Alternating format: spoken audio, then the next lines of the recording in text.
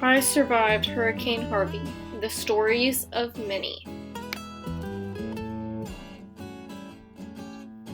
Former Hurricane Katrina survivor Aisha Nelson moved to Houston, where she was ultimately rescued from raging floodwaters rising to her sister's rooftop, where she was forced to seek refuge. She spoke out to various news websites describing the state of fear she was in, coming home to an apartment and left with nothing but her Bible that survived the storm.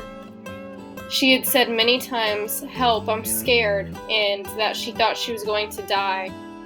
Her and her family members still experience anxiety going through the area of town that they were rescued in, and they are terrified of heavy rainstorms.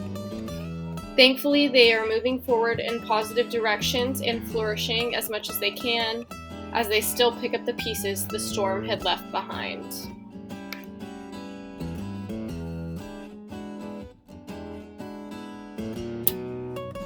This is Eddie Garcia.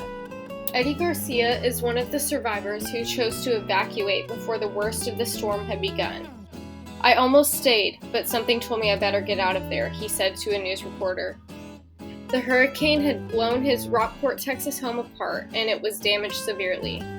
He didn't want to leave the house that he had known his entire life, even though it was declared a total loss.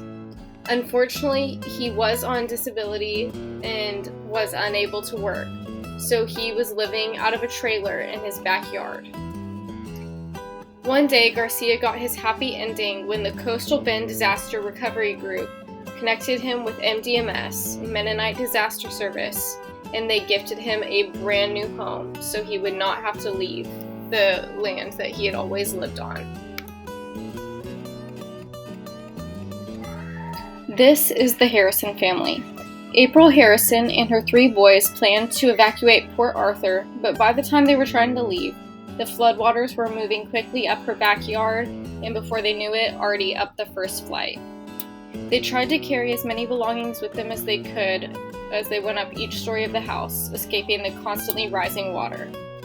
As she heard helicopters and boats out rescuing people, she called 911 screaming for help. They told her to try the fire department, but no one had enough people to help her, so she set out a white flag and prayed. April and her family were finally rescued from a citizen rescue boat. "We were piled up like rats," April said, as they sat on the boat with many other survivors, trying to stay alive on their route to safety. Most shelters were full, but they found refuge in a Catholic church. Her happy ending was her establishing a future in Fort Worth, Texas, after being relocated there with many other Hurricane Harvey survivors, and now they are putting down roots.